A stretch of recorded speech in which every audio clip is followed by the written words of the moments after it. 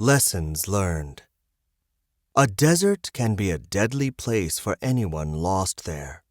Why did James survive while Laszlo did not? Dr. James Hubbard, an expert on survival skills, says that James was smart to stay in the car. He saved energy by remaining in one place. Dr. James Hubbard. In the desert, a car can serve as a shelter. It can help protect a person from the extreme weather outside.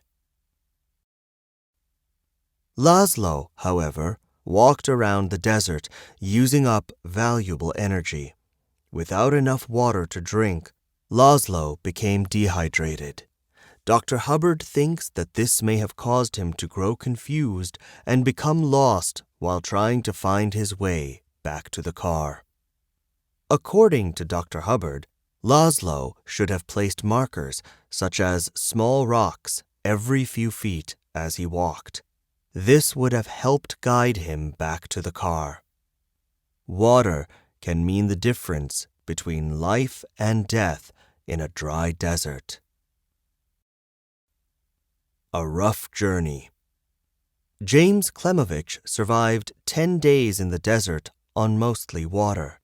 Yet people who are stranded for much longer also need food to survive. William Lefevre learned that lesson in June 2012 while hiking in the Escalante Desert in southern Utah. The Escalante Desert. William Lefevre. William planned to walk from Boulder, Utah to Page, Arizona, a distance of more than 90 miles, 145 kilometers. Although he knew the journey would be tough, he didn't realize he'd be risking his life. The sun blazed as William crossed the rocky, hilly land. He hiked along the Escalante River, stopping often to drink. Eventually, his body grew tired and weak. He needed food, but had brought very little with him. How would he make it all the way to Arizona?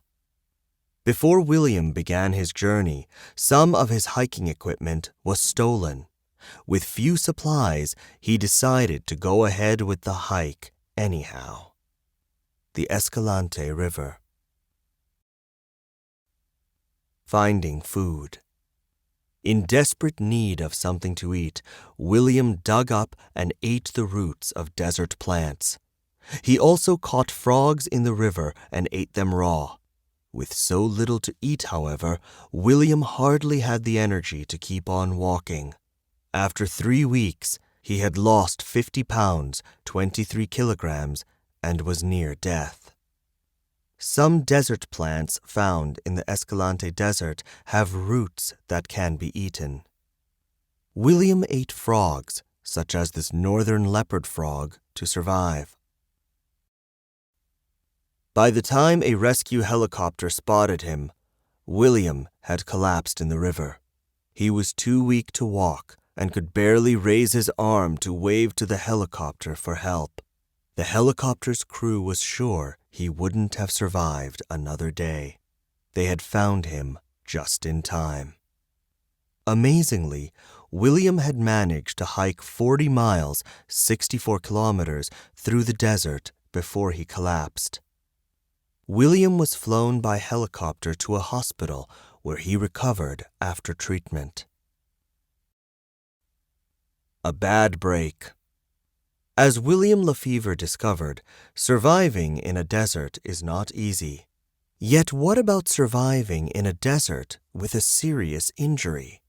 Victoria Grover faced that emergency in April 2012. While hiking alone in southern Utah, she jumped off a short ledge and landed on a rock.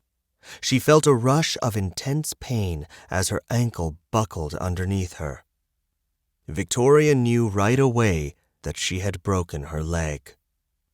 Victoria Grover. The desert area in Utah where Victoria went hiking. Unable to walk, the 59-year-old woman worked quickly to make a splint with her walking stick. Then Victoria dragged herself on her hands and knees to a nearby creek for water. To avoid the desert heat, she slept in the shade all day long. At night, she faced another challenge: extreme cold. How would she survive? Because Victoria worked as a doctor's assistant, she knew how to make a splint for her broken leg.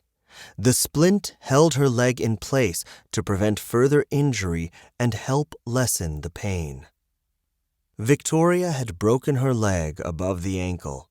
She made a leg splint with her walking stick, similar to this one. Staying tough. The worst thing is the cold, Victoria said. At night, the temperature dropped to near freezing. Even with a poncho, which she used as a blanket, Victoria shivered non-stop. After a few days, she was suffering from hypothermia, a dangerous condition that left her sleepy and confused. For 4 days, Victoria remained stranded by the desert creek. Victoria developed hypothermia because her body temperature dropped dangerously low in the cold desert air. A body temperature below 95 degrees Fahrenheit, 35 degrees Celsius, can lead to death if not treated immediately. The area of Utah where Victoria was stranded.